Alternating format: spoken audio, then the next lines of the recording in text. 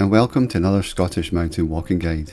I'm back in the mainland for a longer walk up Beinn Achaladair and Beinn Achaladair. They're both a little bit north of Bridge of Orchy, and they're the final two mountains for me to show in the Ben Doran range. It's a fairly easy route to navigate, although the route shown is not the normal descent. The total distance is 18.65 kilometres with 1,232 metres of ascent. In summer conditions, it's expected to take around 6 hours and 45 minutes to walk. Parking is in a large car park just off the A82 on the right hand side as you're heading north. It's on an unnamed road, parking is free, there are no height restrictions, you can probably fit around 20 cars, and it is used overnight by camper vans. It's an hour and 40 minutes drive from Glasgow and 2 hours and 20 minutes drive from Edinburgh.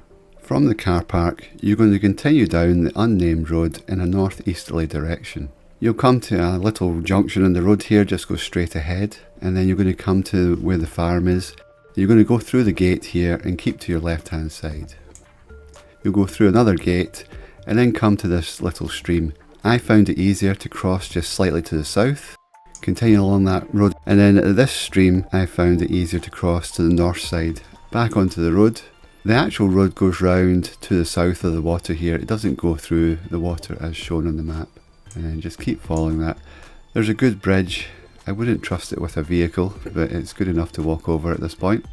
And then you'll join up with the road on the north side of the river. Continue to follow that road to your right, going along the side of the river here. Now in the video, I go down at this point to cross over the stream, but it wasn't easy to cross here, and I went slightly further up, and I think I eventually crossed around about here. From there, headed directly for the end of the woods here, made my way up, and then I think I eventually joined it.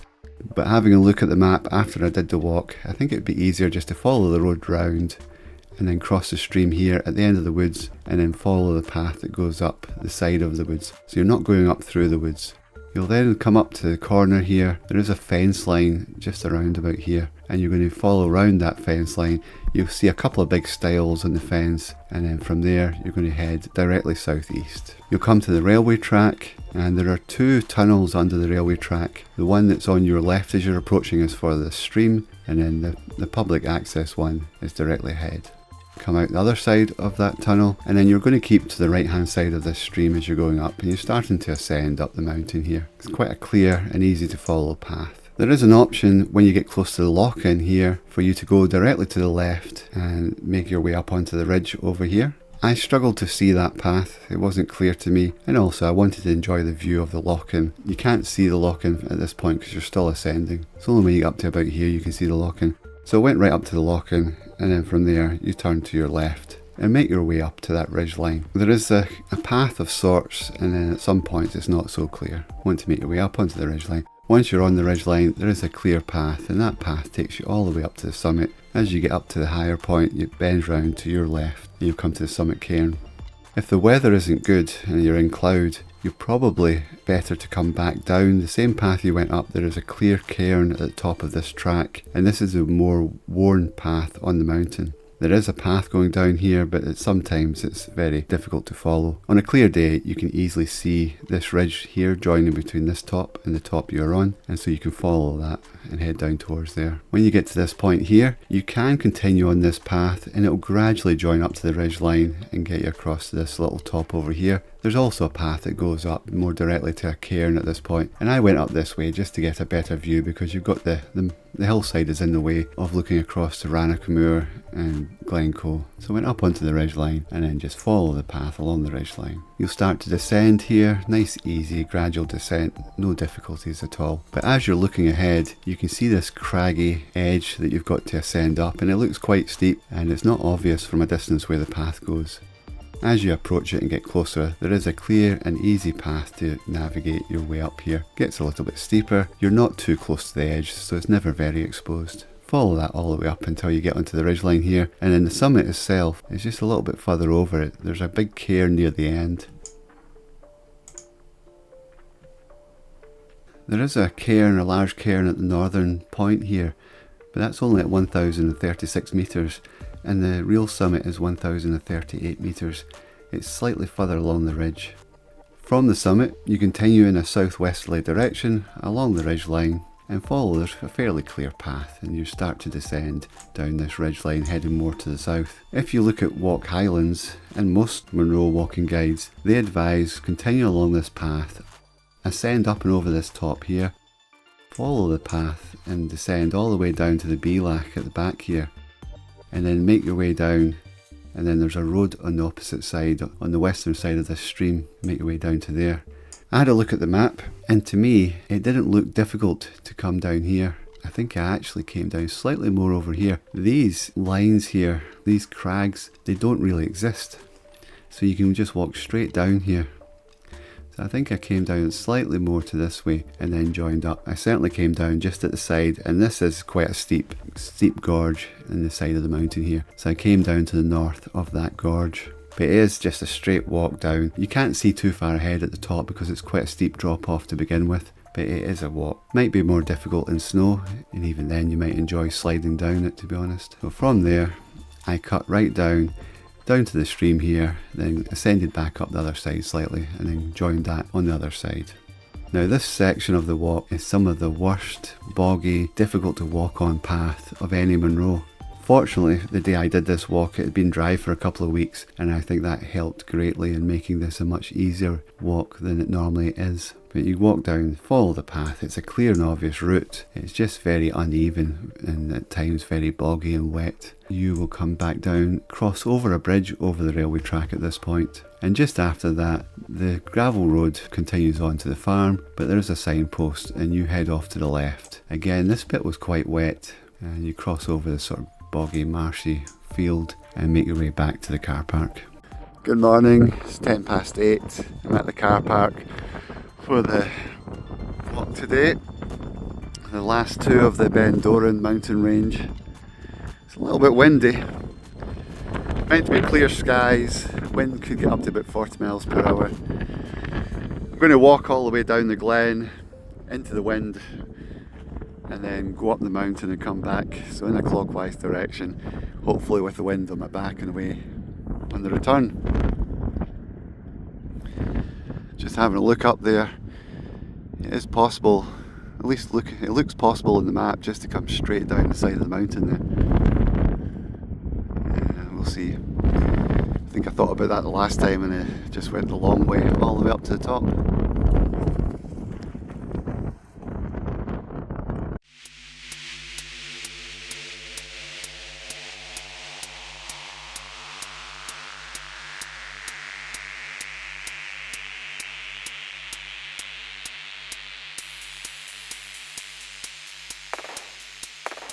There's a little bit of a road junction here, just continue straight ahead. When you come to these gates you want to keep to the left. We're going to go down the left hand side along that wall over there.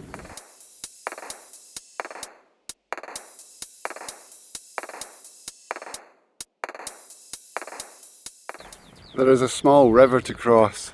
If there's been a lot of rain recently this could be quite tricky. And if this one's difficult, there's another river further ahead that'll be even worse. But we've had a few dry days this week and it doesn't look deep at all.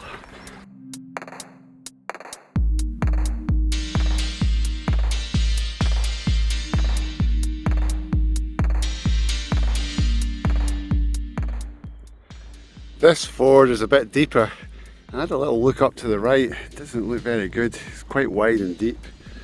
I'm going a little bit to the left.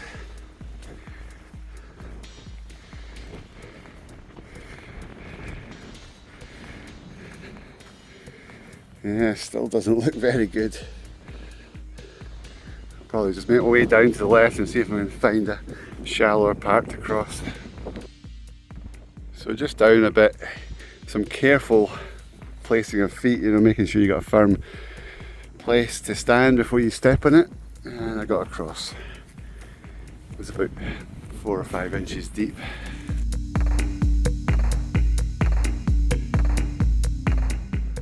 When you come to the river here, you keep to the right hand side. It's about another kilometre and then we are going to cross that river over to the left hand side.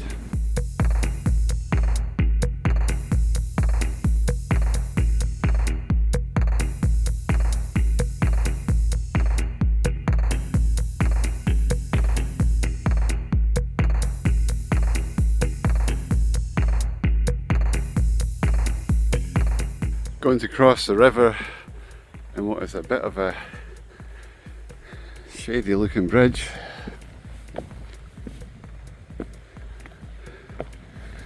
I wouldn't want to drive anything over this one.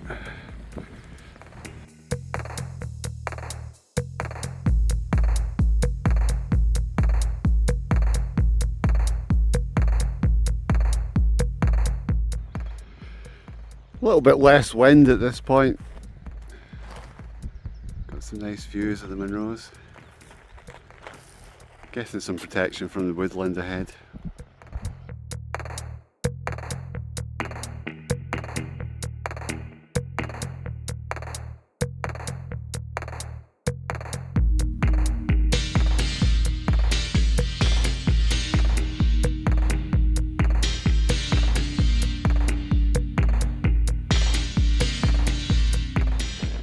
So directly ahead you can see the remnants of the old ancient Caledonian forest, the black wood of Ranach.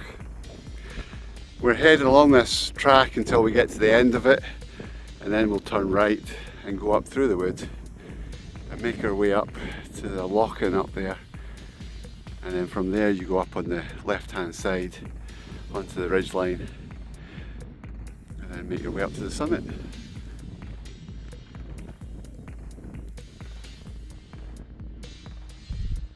It's a lovely day, a little bit windy, but it's helping to keep me cool.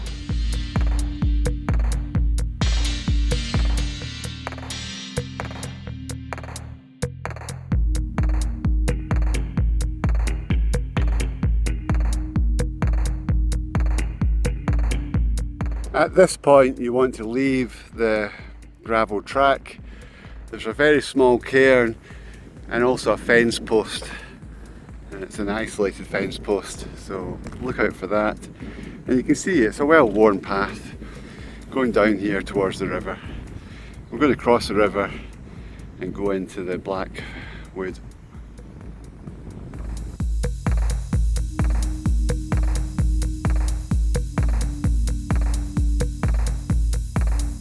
I've come up a little bit. It's hard to tell where you can cross.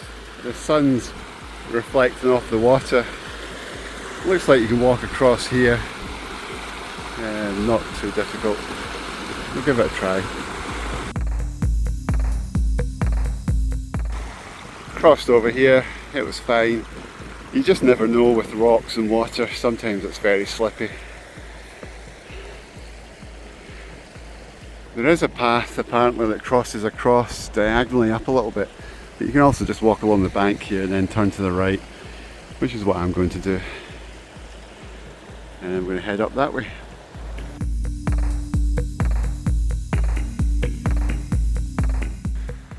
As you approach the final tree in the woodland here on the left, you turn to the right. And there's a faint path to follow.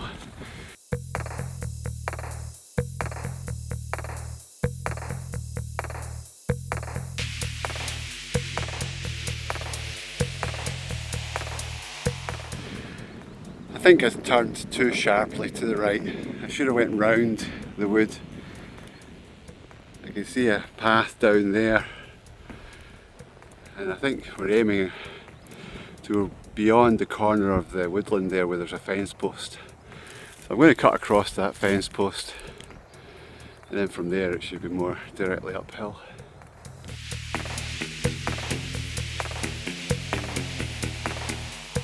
So after coming round that corner, there's quite a clear path. We're heading underneath the railway track. There's actually two underpaths ahead. I'm not entirely sure which one we're going for at the moment, but we'll see where the path goes. One's meant to be a stream, the other one's a walking underpath. After crossing under the railway track, we follow the path heading up the right hand side of that little gorge where there's a stream coming down from the loching. And the loching is directly ahead, but it's in the shade and out of view. That's the last point to get water that I can see on the map, all the way along the ridge until you come back down the other side. So probably about 3 hours of a ridge walk. So I'm going to fill up there.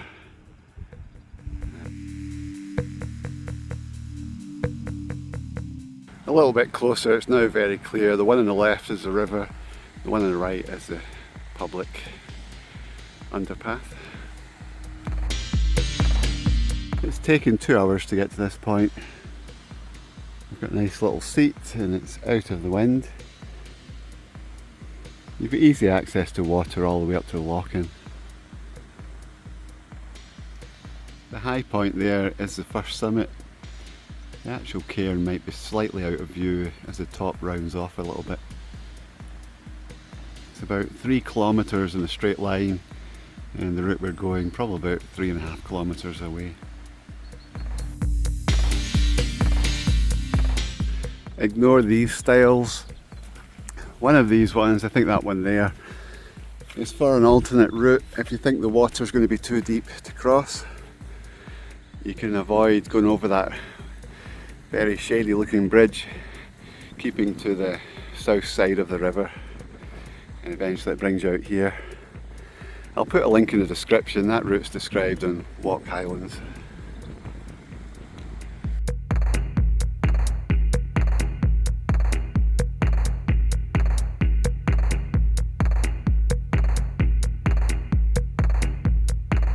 This section's okay today. We've had a couple of weeks of dry. It looks like in the wrong weather it could be very wet. Signs of water run down here.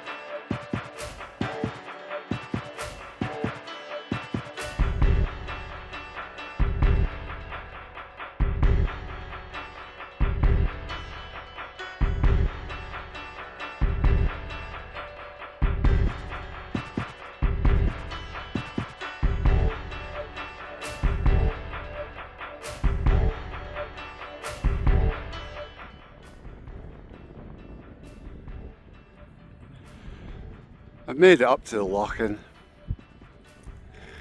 From here you go to the left and the summit's directly up there.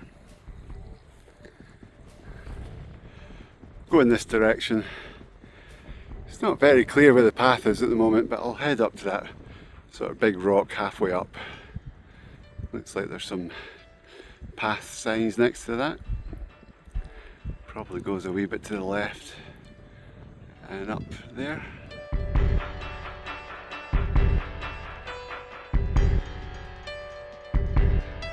That past little section is not very well defined.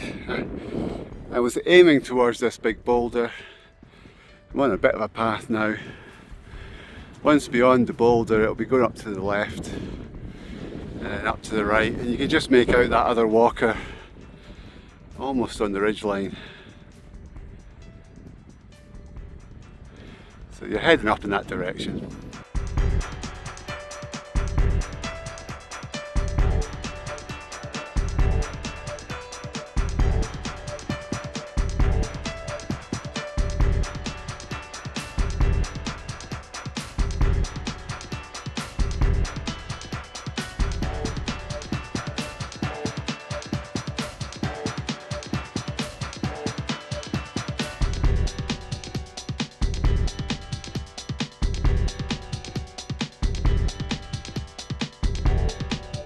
Looking directly across Rannoch Moor,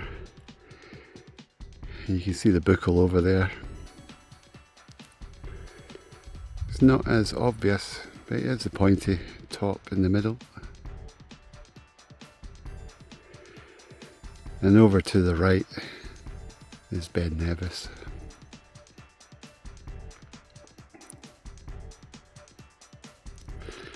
A little bit hazy today.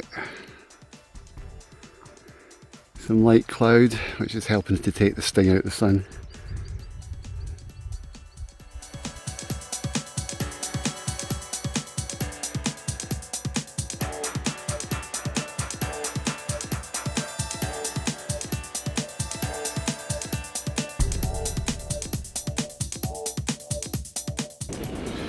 I've made it onto the ridge.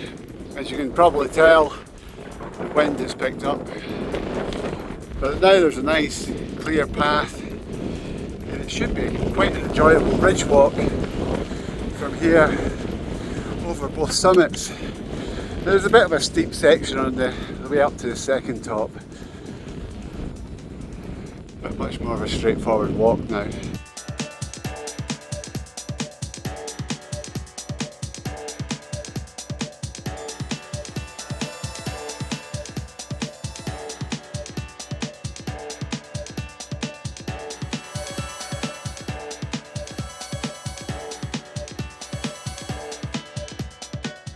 The path naturally bends round to the left, following the ridge line at the top of this rather large drop, which has got a snow crevasse on it at the moment.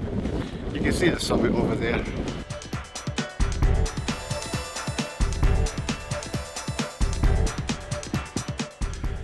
At the summit of Beinn Achaladair.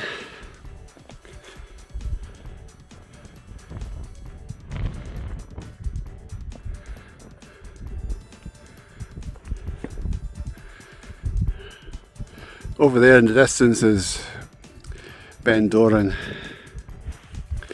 and Beinn Achaladair next to it.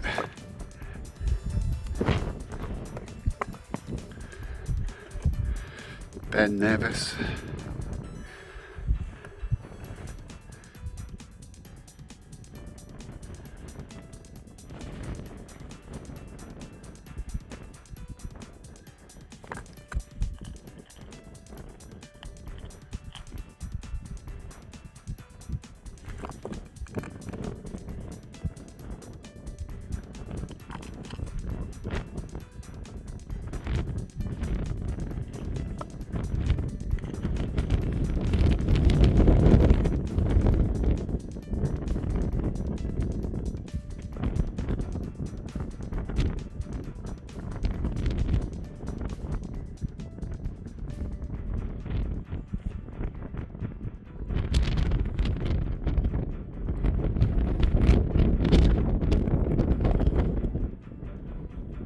From the summit, you're heading almost directly west. We're going down to that little top down there, aiming down to that bit, and then go along that ridge line.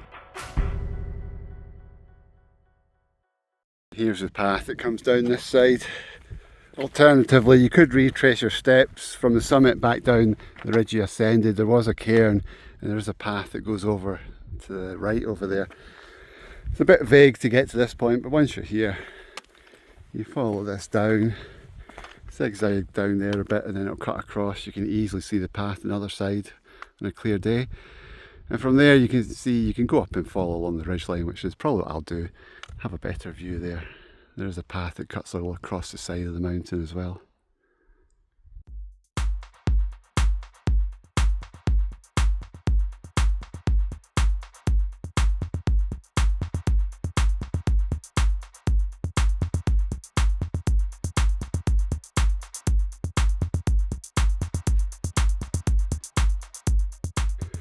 Just looking back, the more obvious path is the one that goes up to the left as you're looking back where that guy's walking.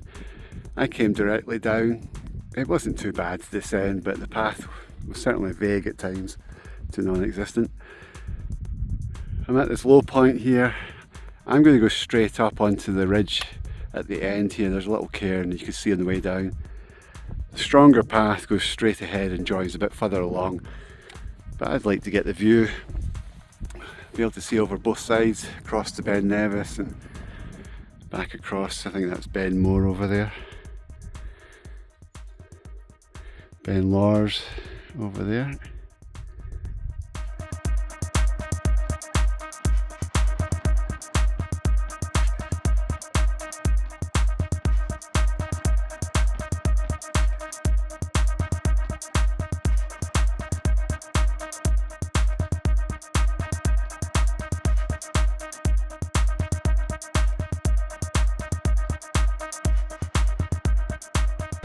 When you come to this little flat cairn, you want to take the bend to the right. If you keep going sort of straight ahead, slightly left, you will descend as well, but if it's on a cloudy day, you might not realise you're going the wrong way.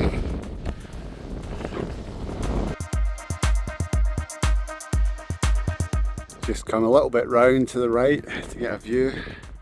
Did get out of the wind for a moment. It was so windy it blew my sunglasses off. From here you follow the path down. You can see the path here.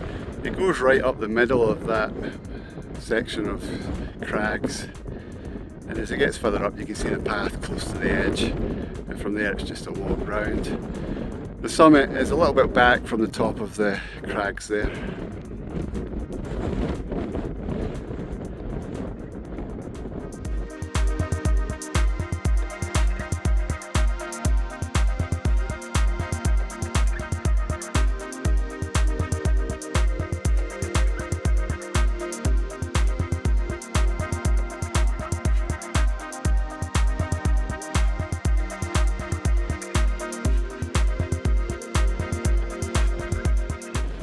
At the start of this ascent, the path bends off to the right hand side. Looks like it bends back in underneath those crags further up.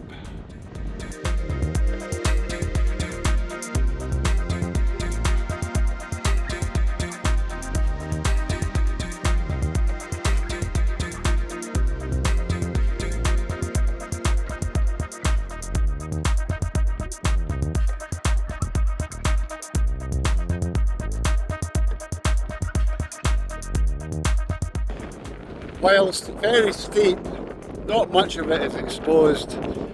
Only once did I have to hold on. The step was just a bit too much to step up in one go. Little cutbacks.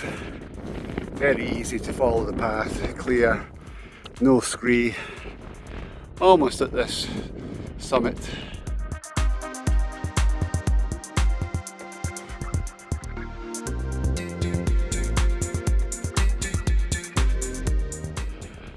The second summit, it's pretty much straight ahead, so roughly out there. I'm going to go up the edge here, obviously just to get the view, and then walk along the ridge to get to the summit.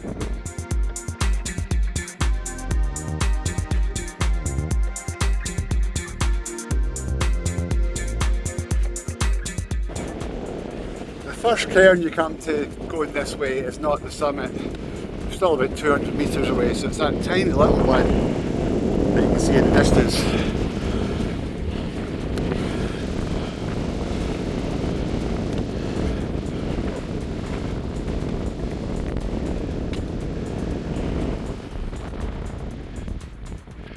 But it is a good viewpoint.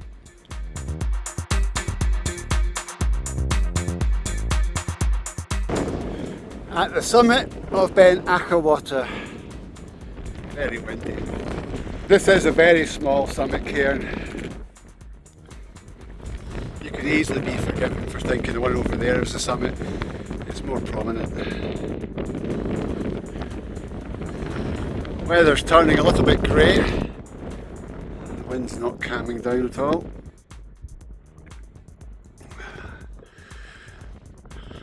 The buckle is the dark grey lump over there.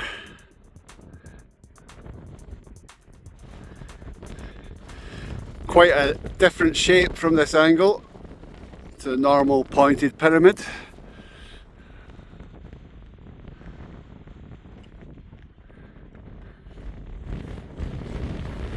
It looks like rain over there. So from here, the normal route is to go round this ridge to the left, and then you descend down towards Beinn Achaladair. I'm going to have a look and see if I can shortcut that and go more directly down the side. If it looks too steep, I'll just follow the path.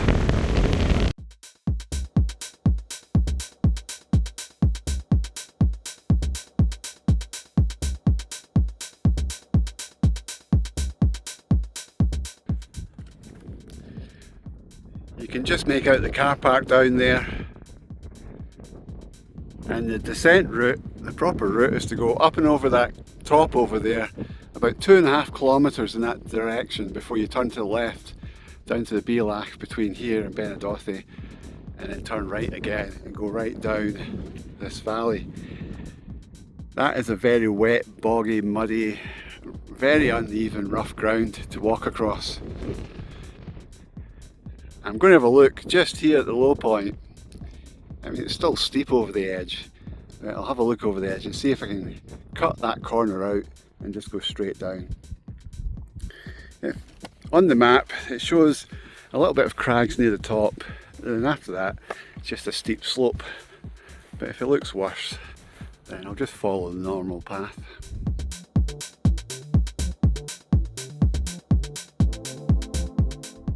We'll see just ahead, it shows on the map a sort of crag line that goes directionally across here. If I can get down that bit and it doesn't look too steep after that, because the gradients on the map don't look too much steeper than just over there. So if that's okay, then I'll just go down here. If that looks too risky, then I'll just go back up over the top there and down the normal path.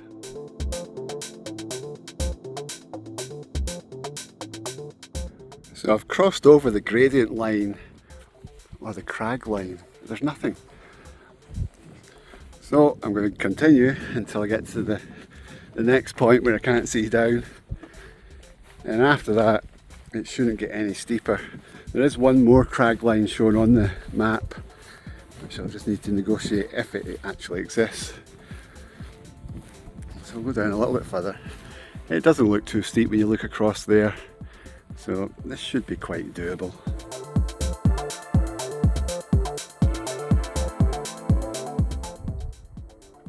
So far so good. It looks quite clear all the way down to those rocks there anyway. Might go a little bit more to the left. Once I get further down, it gets less steep over there. I don't see this being a difficult descent down here.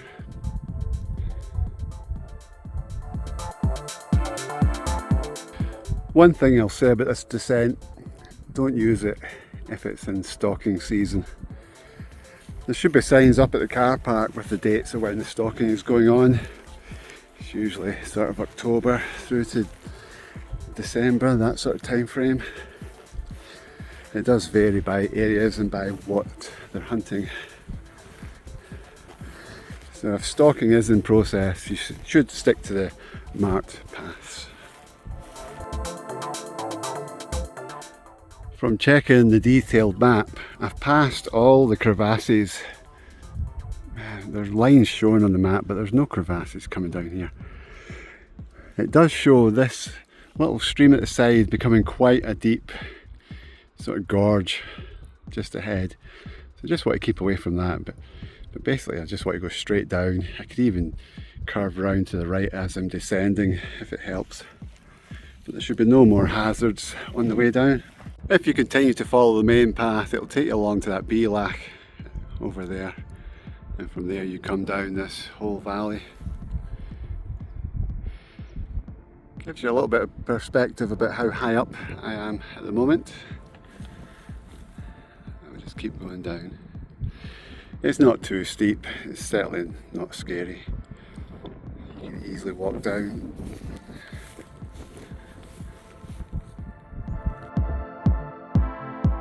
I need to go round to the right. I'm heading directly for the top of that steep gorge I talked about. So just contour round to the right. The one small downside to this descent route, the path is on the other side of the valley, and it's a wee bit up the hillside there. You can see the scar going along the side there. So I need to go down, cross the river and climb up a little bit to get to there. But I'm sure that's a lot less ascent than going up to that top that I pointed out earlier.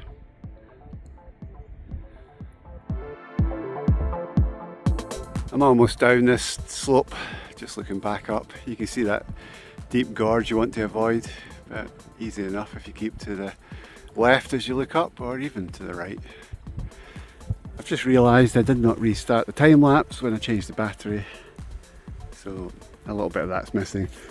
But that section, it's steep, but it's fine. Might be a little bit difficult or even a different story if it's wet. The grass would then be slippy. Most of it is like little steps, clumps of grass you can walk up and down. Yeah, it could be more difficult in the wet. Certainly shaved a couple of kilometres off the walk going that way. So down to the river, up the other side, back onto the path, turn to the right, and it takes you straight out to the car park.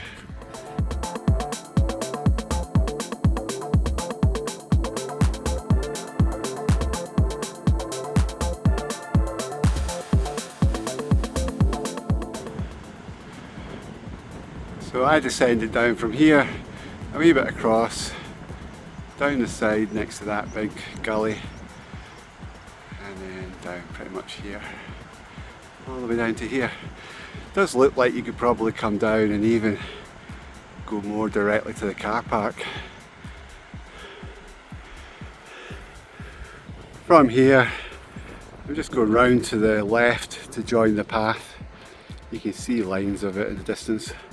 It's just up there a little bit. I'll go straight ahead.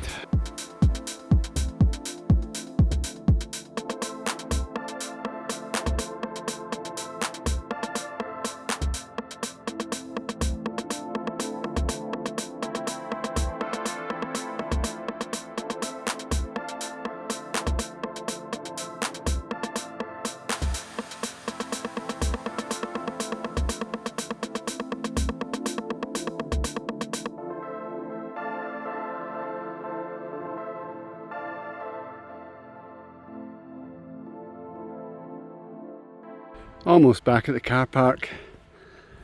This path hasn't been anywhere near as bad as it was the last time I used it. I don't know if that's because I missed the worst sections cutting the corner, or if it's just because it's a lot drier.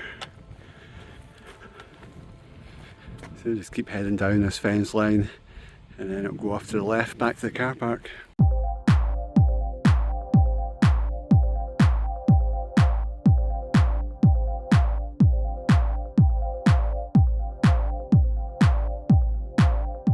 Eventually you'll come down to this little railway bridge.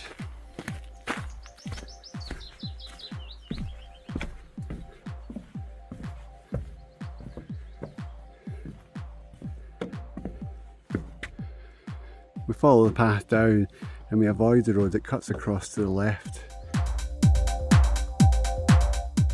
Just after crossing the railway track, you'll come to this little sign.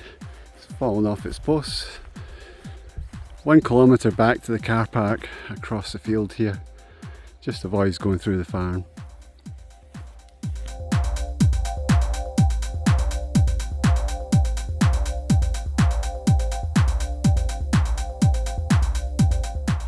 Car park's just ahead. You can see a white van. So that's where it is. Thanks for watching. I hope you enjoyed the video. It's not quite the same as Skye, is it?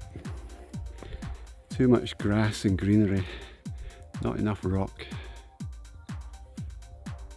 But it is a lovely walk, especially the first half up to the first top, going through the woodland and the loch-in. Very enjoyable. The descent wasn't too bad on a nice dry day like today, and it's been dry for a week or two, so that's probably helped. Until the next one, bye for now.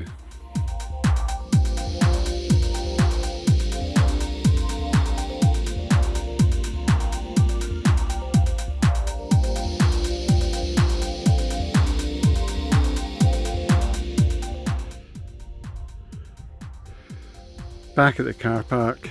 Total time since leaving the car park, 7 hours and 15 minutes.